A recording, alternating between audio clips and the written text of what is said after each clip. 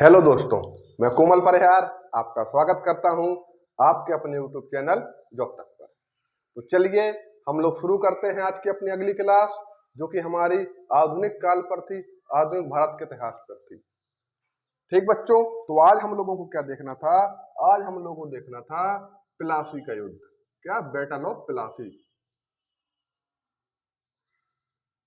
प्लासी का युद्ध कब हुआ था बच्चों? प्लासी का युद्ध ये हुआ था 23 जून 1757।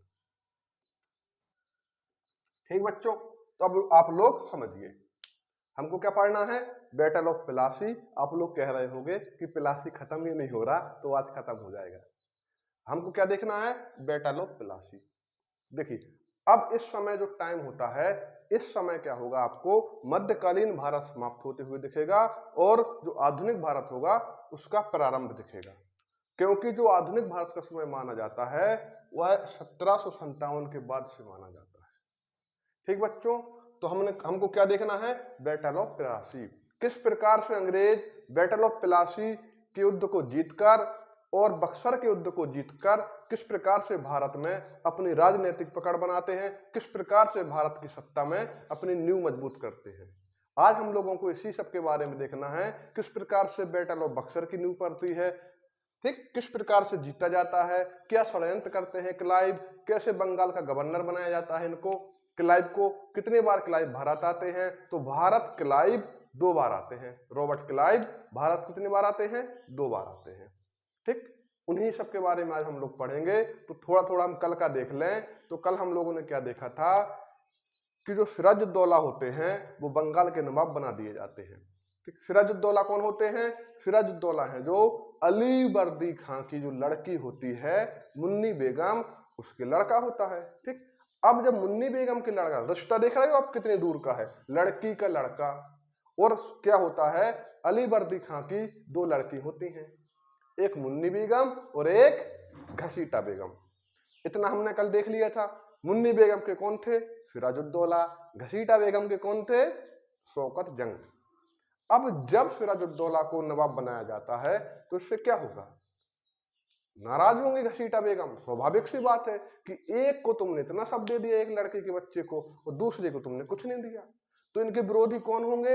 इनके विरोधी घसीटा बेगम होंगी, शौकत जंग होंगे, और इनका एक कौन होता है? वित्त मंत्री राय दुर्लभ। ठीक, तो वो भी इनका विरोधी होता है। तो यहां से क्या होता है कि जो इनको आंतरिक कलह देखने को मिलती है, और जब इनके यहाँ आंतरिक कलह होती है बच्चों, एक सेकंड, जब इनके यहाँ आंतरिक कलह होती है बच्चों, इनको आंतरिक कलह देखने को, एक सेकंड रुकना,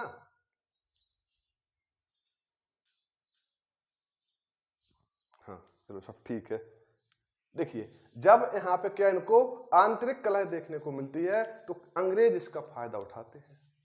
अंग्रेज क्या करते हैं? पीछे से इनको सपोर्ट करने लगते हैं। देखिए, आप देखोगे कि जो पूरा आधुनिक भारत है इसमें आप क्या देखोगे कि अंग्रेज फ्रंट पे आके बैटिंग नहीं करते थे, पीछे से सपोर्ट करते थे, पुश करते थे। आगे हम लोग अच्छे से देखेंगे सब। तो क्या होता है, इनको सपोर्ट करना शुरू करते हैं। मैंने कल बताया था जो बंगाल का गवर्नर इस समय कौन था? ड्रैक थे।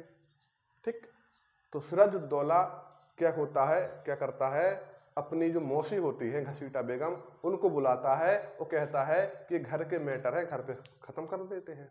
तो क्या होता है, घसीटा बेगम जब आती हैं तो क्या होता है, फिर सिराजुद्दौला उनको जेल में डलवा देता है, इनका चैप्टर समाप्त करता है, और मनहारी का युद्ध होता है 1756 में।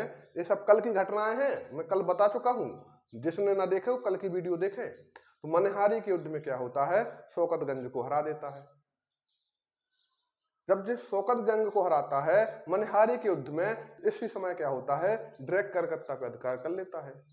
जब ड्रैक कलकत्ता पे अधिकार करता है तो यहां से इस युद्ध के बाद क्या होता है, सिराजुद्दौला कलकत्ता पहुंचता है और अंग्रेजों को भगा देता है और कलकत्ता पर अपना अधिकार कर लेता है। ठीक, और उसका नाम क्या रखते हैं? अलीनगर। और यहाँ पे एक मानिक चंद नाम के व्यक्ति होते हैं, उनको क्या बनाते हैं? वहां का सूबेदार नियुक्त करते हैं। क्लियर? इतनी बात हम लोग कब देख चुके थे? कल देख चुके थे।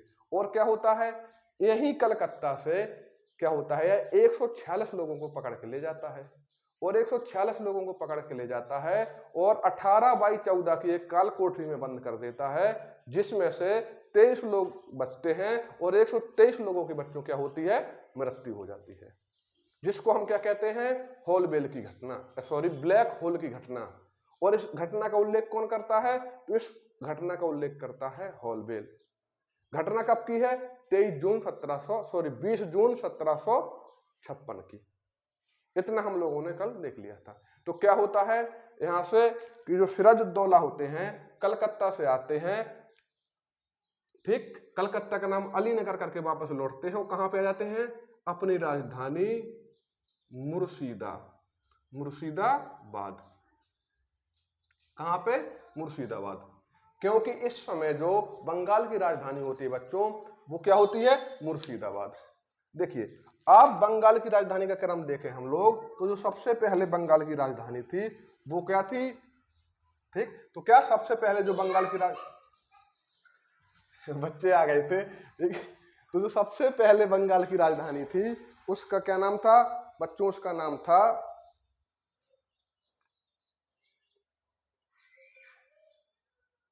राजमहल। क्या नाम था बच्चों, राजमहल। एक मिनट रुकना, बच्चे आ गए यहाँ पे, चलो ठीक। तो देखिए जो बंगाल की पहली राजधानी थी वो क्या थी, राजमहल, राजमहल, ठीक। इसके बाद क्या बनी, ढाका। ढाका के बाद क्या बनती है बच्चों, मुर्शिदाबाद, मुर्शिदाबाद। इसके बाद कौन सी राजधानी है बच्चों, मुंगेर, मुंगेर, ठीक। देखिए राजमहल, ढाका, मुर्शिदाबाद और मुंगेर, यह क्या होता है, यह बंगाल की राजधानियों का क्रम होता है। मुर्शिदाबाद को कौन बनाता है, मुर्शिद कुली खां, मुर्शिद कुली खां। मुंगेर को राजधानी कौन बनाता है, मीर कासिम, ठीक बच्चों। तो यह क्या होता है, बंगाल की राजधानी का क्रम, राजमहल, ढाका, मुर्शिदाबाद, मुंगेर। क्लियर हुआ। तो क्या होता है, सिराजुद्दौला कहां पे आ जाता है, मुर्शिदाबाद वापस लौट आते हैं। अब जब मुर्शिदाबाद वापस लौट आते हैं, यहां से अब देखना शुरू होगा क्या, प्लासी के युद्ध की नींव। अब जब मुर्शिदाबाद वापस लौट आते हैं तो आपके दिमाग में एक सवाल होना चाहिए कि जब यहाँ पे सिराजुद्दौला वापस आ जाते हैं तो बैटल ऑफ प्लासी होता क्यों है, तो समझिए क्या होता है। पहले हम लोग देखेंगे बैटल ऑफ प्लासी में। प्लासी में जो थे सिराजुद्दौला की तरफ से कौन कौन लड़ रहा था बच्चों, एक तो थे कौन, सिराजुद्दौला, कौन बच्चों, सिराजुद्दौला। एक तरफ थे कौन, सिराजुद्दौला, ठीक। इनके कौन थे, जो इनका सेनाध्यक्ष था उसका नाम क्या था, मीर जाफर, मीर जाफर। और जो सेनाध्यक्ष होता था बच्चों उसको हम क्या कह रहे थे, मीर बख्शी। तो मीर बख्शी को थे इनके मीर जाफर साहब, कौन थे, मीर जाफर, ठीक, अध्यक्ष थे। अब जो सेना नायक थे वो कौन थे, मीर मदान, मीर मदान और मोहन लाल, मोहन लाल, ठीक। इनके तरफ से कौन था, सिराजुद्दौला की तरफ से मीर जाफर, मीर मदान, मोहन लाल। इनके बनाम कौन थे, क्लाइव, ठीक। किन किन के बीच होता है, सिराजुद्दौला वर्सेस क्लाइव के बीच 23 जून 1757 को बैटल ऑफ प्लासी होता है। इस समय क्लाइव कहां थे, तो इस समय क्लाइव कहां पर थे, मैंने कल भी बताया था, आज फिर बता दे रहा हूं कि जो मद्रास प्रेसिडेंसी थी वहां पर एक क्लर्क के पद पे कार्य कर रहे थे, कौन, क्लाइव, ठीक बच्चों। अब जैसे क्लाइव को मालूम चलती है यहाँ की घटना के बारे में, और एक चीज और देखना, जो हम लोग देखते हैं ब्लैक होल की घटना, जो अंग्रेज बताते हैं कौन, हॉलबेल, कहते हैं कुछ इतिहासकार मानते हैं कि यह घटना सिराजुद्दौला को बदनाम करने के लिए थी, क्योंकि इसी समय एक किताब लिखी जाती है, इसी समय क्या होता है बच्चों, एक किताब लिखी जाती है। किताब कौन सी होती है, गुलाम गुलाम हुसैन साहब होते हैं, गुलाम हुसैन। इनकी किताब होती है सियारुल सियारुल सियारुल मुख्तैरिन मुख्तैरिन। ठीक, इस किसके आधार पे होती है बच्चों? यह होती है, इसमें क्या लिखा होता है? बंगाल का इतिहास, बंगाल का इतिहास। ठीक बच्चों, जो गुलाम हुसैन साहब की सियारुल मुख्तैरिन किताब होती है, इसमें बंगाल का इतिहास लिखा होता है। और अगर ब्लैक होल जैसी कोई घटना होती तो इस किताब में भी उसका उल्लेख होता, पर इस किताब में ब्लैक होल जैसी घटना का कहीं पर उल्लेख नहीं है। इसलिए कुछ इतिहासकार यह भी मानते हैं कि सिराजुद्दौला को बदनाम करने के लिए अंग्रेजों ने यह झूठी खबर फैलाई थी। हम अपने टॉपिक पे आते हैं। तो क्या होता है, क्लाइव को जब मालूम चलता है क्लाइव कहाँ पर होते हैं, तो क्लाइव मद्रास में होते हैं इस समय। और जब मद्रास में मालूम चलता है तो इनको एक टुकड़ी के साथ, एक सेना की टुकड़ी के साथ भेजा जाता है। कहाँ पे? कलकत्ता। और यह वहां से जल्दी में कलकत्ता पहुंचते हैं। और जल्दी क्यों पहुंचते हैं? क्योंकि इस समय अंग्रेजों और फ्रांसीसियों के बीच कर्नाटक का युद्ध चल रहा होता है। क्या चल रहा होता है बच्चों? कर्नाटक का युद्ध। अब सेना यहाँ भी जरूरी होगी और वहां भी, तो तुरंत जाता है क्लाइव और साम दाम दंड भेद से कहां पे पहुंचता है? कलकत्ता पहुंचता है। जहां पे कलकत्ता का सूबेदार कौन था बच्चों? मैंने कलकत्ता का बताया, किसको बनाया था? बताया, मानिक चंद। मानिक चंद, मानिक चंद को एक प्रलोभन देता है और उसको अपने तरफ मिला लेता है। किसको? मानिक चंद को। और कलकत्ता पे अधिकार कर लेता है। यह बात जब सिराजुद्दौला को मालूम चलती है तो सिराजुद्दौला कहां पहुंचता है बच्चों? सिराजुद्दौला पहुंचता है कहां पर? कलकत्ता। और यहां पर क्या होती है? अलीनगर की संधि। अलीनगर की संधि कब होती है? 1757। ठीक बच्चों, कब? 1757। किस किस के बीच होती है? सिराजुद्दौला बनाम क्लाइव। ठीक बच्चों, इतना हम लोगों ने देख लिया। अब हम देखेंगे क्या होता है जब संधि होती है, तो संधि में क्या क्या होता है। ठीक, यह भी तो जानना जरूरी है। संधि हुई, संधि में क्या क्या होगा? तो संधि में हुआ कि अभी जो बंगाल में व्यापार करने से मना कर दिया था अंग्रेजों को, उनको व्यापार करने की अनुमति दे दी गई। बल्कि बदले में यह कहा अंग्रेजों ने कि हम आपके किसी भी क्षेत्र पर हस्तक्षेप नहीं करेंगे, अधिकार नहीं करेंगे। तो अंग्रेजों को उनको व्यापार करने के अधिकार मिल गए। बदले में उन्होंने प्रोमिस किया सिराजुद्दौला से कि हम आपके किसी भी क्षेत्र पर अधिकार नहीं करेंगे। क्या होता है? अलीनगर की संधि किस किस के बीच होती है? सिराजुद्दौला और रॉबर्ट क्लाइव के बीच। अब क्या होता है, जैसे ही सिराजुद्दौला वापस आता है, जैसे ही सिराजुद्दौला वापस आता है तो क्या होता है, एक यहीं पर बंगाल, कलकत्ता में, बंगाल में एक स्थान होता है श्री रामपुर। क्या होता है बच्चों? श्री रामपुर। इस श्री रामपुर पर किसका अधिकार होता है? फ्रांसीसियों का अधिकार होता है। ठीक बच्चों, एक स्थान होता है श्री रामपुर। क्या? श्री रामपुर किसके अधीन होता है? फ्रांसीसियों के। ठीक, फ्रांसीसियों के। इसमें क्या होता है, क्लाइव इस पर क्या कर लेता है? अधिकार कर लेते हैं क्लाइव।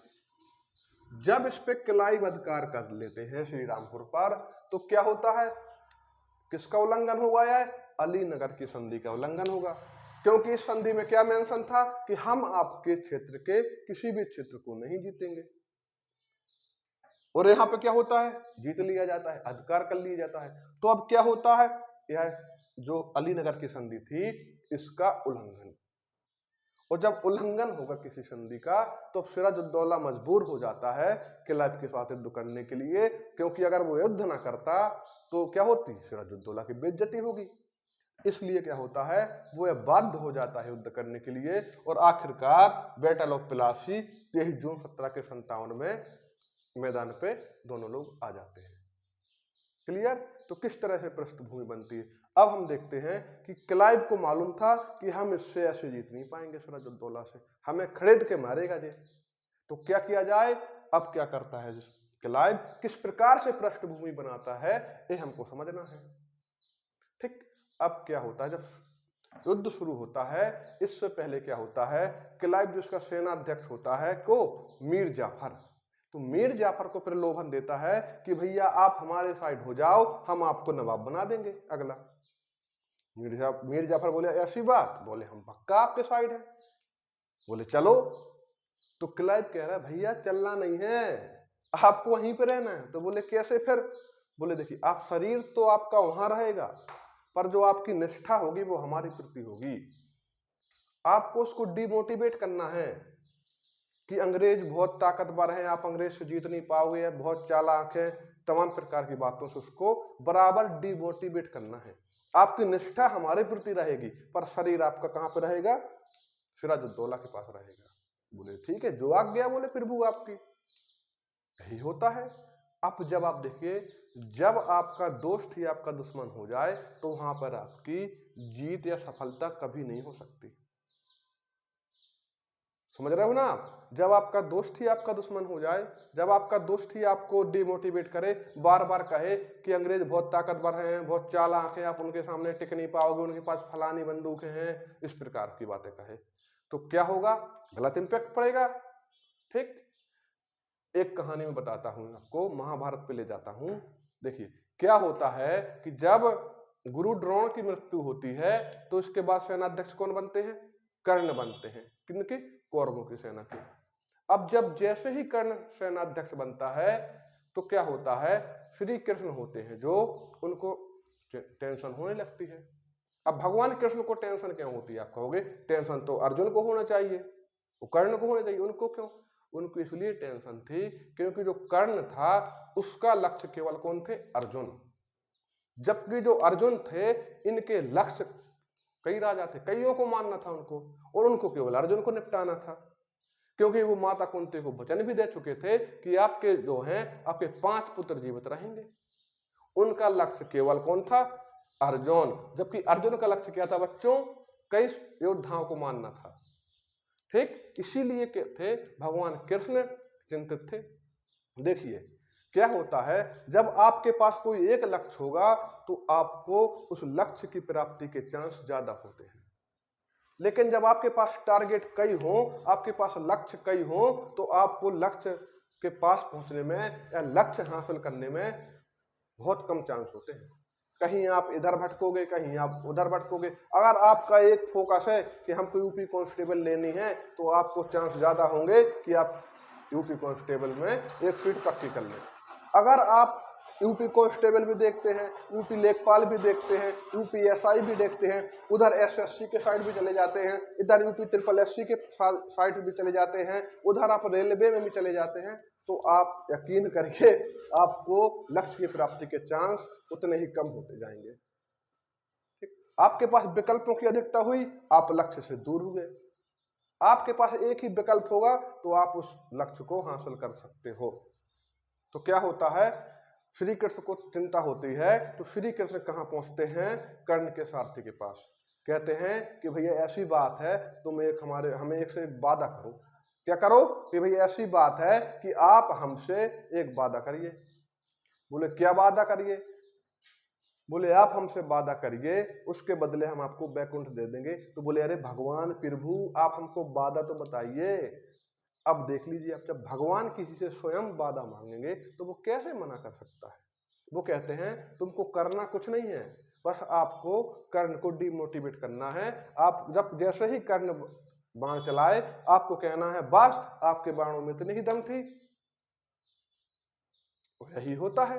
अगले दिन जब युद्ध होता है, यहाँ से अर्जुन तीर मारते हैं, उनका रथ 10 फुट पीछे जाता है, वहां से कर्ण तीर चलाते हैं, अर्जुन टस में मस नहीं होते हैं, और बार बार वो डिमोटिवेट उनका सारथी करता है। और यहाँ से बार बार अर्जुन तीर चलाते, उनका रथ पीछे। एक बार ऐसा होता है कि कर्ण तीर मारते हैं, उनका रथ थोड़ा पीछे हो जाता है, तो श्री कृष्ण के मुंह से निकल जाती है तारीफ, किसकी, कर्ण की। तो जैसे ही श्री कृष्ण के मुंह से कर्ण की तारीफ निकलती है तो अर्जुन क्या कहते हैं कि हे केशव, आप सारथी तो मेरे हो और तारीफ आप सामने वाले मेरे दुश्मन की कर रहे हो। तो श्री कृष्ण उनसे कहते हैं कि देखो, जिसके रथ पर तीनों लोगों का भार यानी कि मैं विराजमान हूं और उसका रथ पीछे होना कर देना एक बहुत बड़ी बात है, और मैंने उसकी थोड़ी सी तारीफ कर दी तुम भयभीत होने लगे। उसको देखिए, उसका सारथी पूरे दिन से उसका क्या कर रहा है, डिमोटिवेट कर रहा है, और फिर भी वो योद्धा की तरह युद्ध कर रहा है। एक योद्धा होता है। इसी प्रकार से स्वयं किसके साथ होता है, सिराजुद्दौला के साथ होता है कि जो मीर जाफर होते हैं उसको बराबर बराबर क्या करते हैं, डिमोटिवेट करते हैं। अब युद्ध होता है और युद्ध में तो हो जाता है कि मोहनलाल मारे जाते हैं। मोहनलाल मारे जाते हैं, और जैसे ही मोहनलाल मारे जाते हैं युद्ध की शुरुआत ही होती है। सिराजुद्दौला क्या देखता है कि मोहनलाल मारे जाते हैं, तो वो अपनी बीबी के साथ ऊंट पर बैठकर निकल लेता है। ठीक है, बीबी का नाम क्या था, लुफ्तुन्निसा। लुफ्तुन्निसा इसकी बेबी का नाम था, और लुफ्तुन्निसा के साथ ऊंट पर बैठकर भाग जाता है, और क्लाइव आसानी से बंगाल पर अपना अधिकार कर लेता है। क्या होता है, क्लाइव आसानी से बंगाल पर अधिकार कर लेता है, और जब अधिकार कर लेता है तो जो वादा किया था वो निभाना पड़ेगा। तो वादा क्या करता है कि मीर जाफर को नवाब बनाने का, तो वादे के अनुसार नवाब बनाता भी है। और जब मीर जाफर को नवाब बनाता है तो मीर जाफर बच्चों क्या करता है कि मीर जाफर बंगाल के 24 परगना जिले, ठीक, जिले का राजस्व का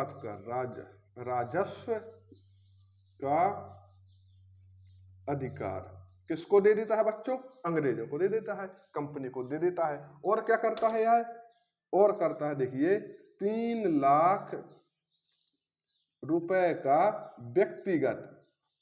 व्यक्तिगत पुरस्कार या व्यक्तिगत भेंट कह लीजिए किसको देता है, क्लाइव को।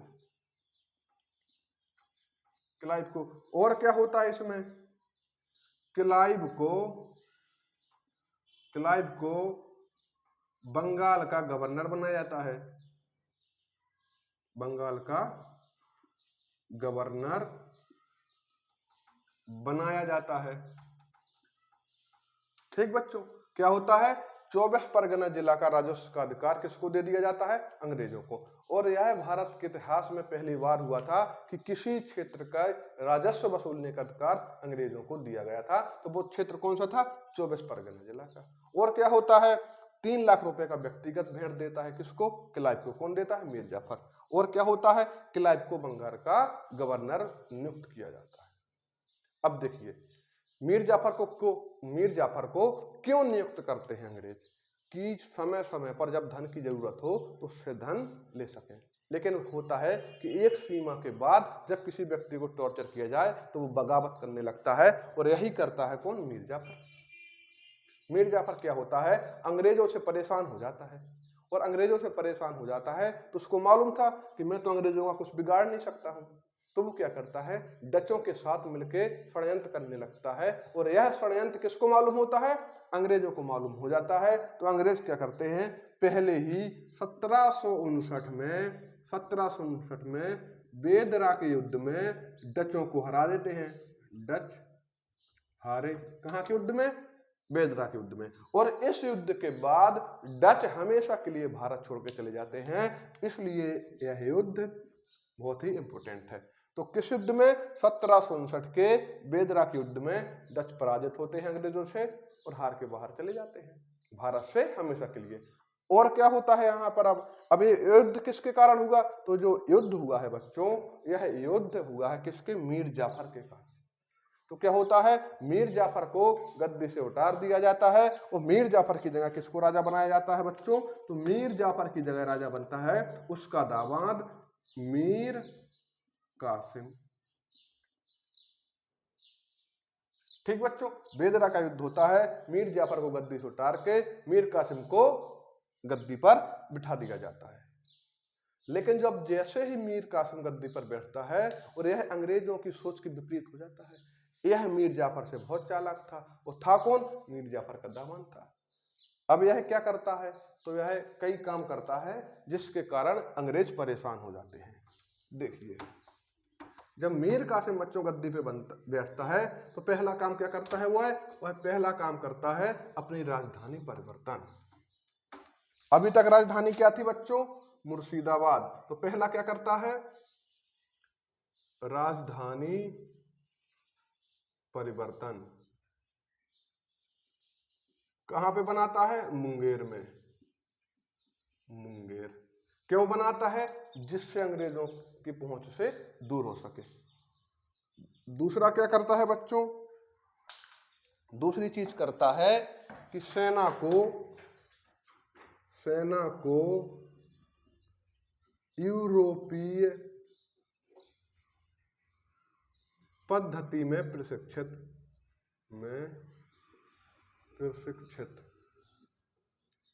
ठीक बच्चों। और तीसरी चीज क्या करता है?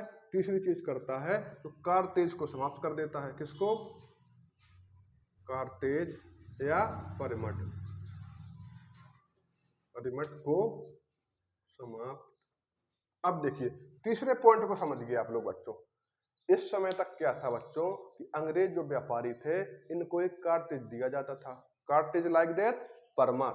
एक परमिट दिया जाता था किसके लिए? व्यापार करने के लिए। और जिस अंग्रेज के पास यह परमिट होता था उससे टैक्स नहीं लिया जाता था।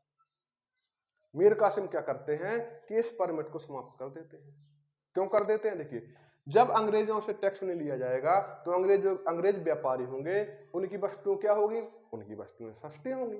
भारतीय व्यापारियों की वस्तु क्या होंगी? महंगी होंगी, क्योंकि उनको टैक्स लगता था। इससे क्या होता था कि जो भारतीय थे वो व्यापार से तो बाहर ही होते चले जा रहे थे। पूरा एक अधिकार किनका था? अंग्रेजों का था। और अंग्रेजों ने जो बकाया वो था ऋण, इनका बकाया टैक्स था वो भी नहीं चुका रहे थे।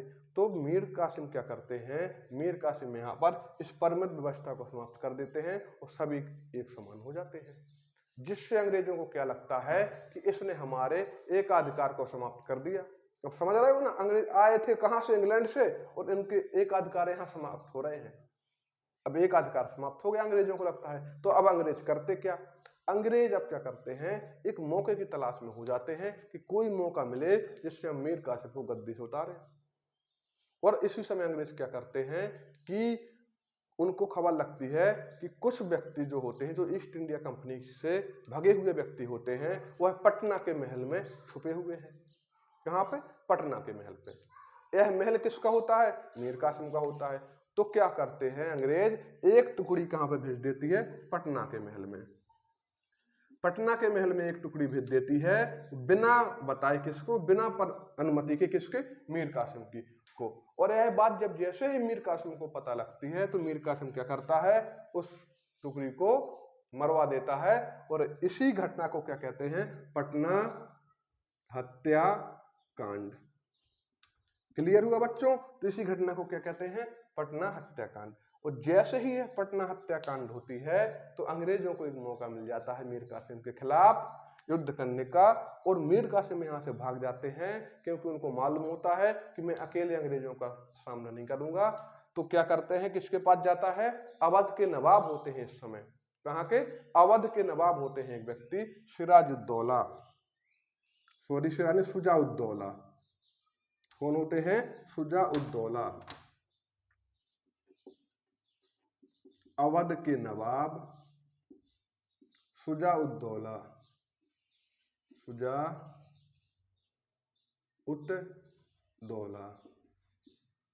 शुजाउद्दौला। ठीक। किनके पास? शुजाउद्दौला के पास जाता है। कौन? मीर कासिम। कि भैया अंग्रेजों के खिलाफ लड़ना है यार, मदद करो। बोले हम तो तैयार बैठे हैं, बोले मदद के लिए।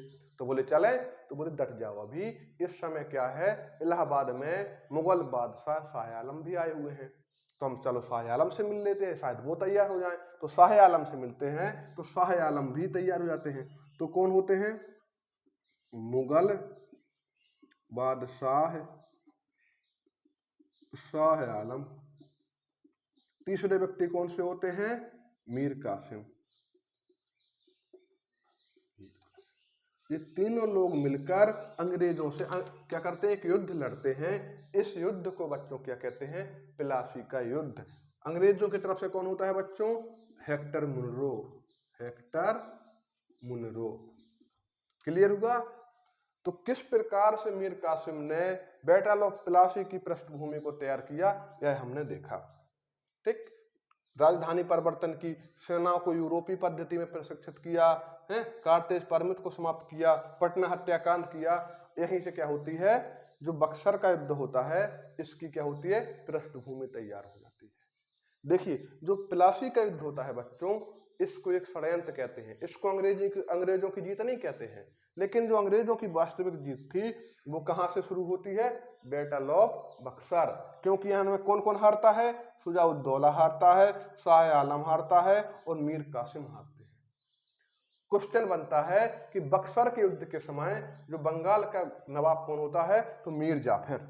जब मीर कासिम भाग जाते हैं तो बंगाल का नवाब किसे बना देते हैं, मीर जाफर को पुनः। ठीक, तो मीर जाफर पुनः नवाब बन जाते हैं, युद्ध होता है, इसके बाद युद्ध अंग्रेज जीते हैं, इसके बाद इलाहाबाद की 2 संधि होती हैं। क्या होता है उन संधियों में, कल देखेंगे। ठीक, तो बच्चों आज की क्लास को हम लोग यहीं समाप्त करते हैं। आशा करते हैं कि आपको बेहतर तरीके से समझ में आया होगा।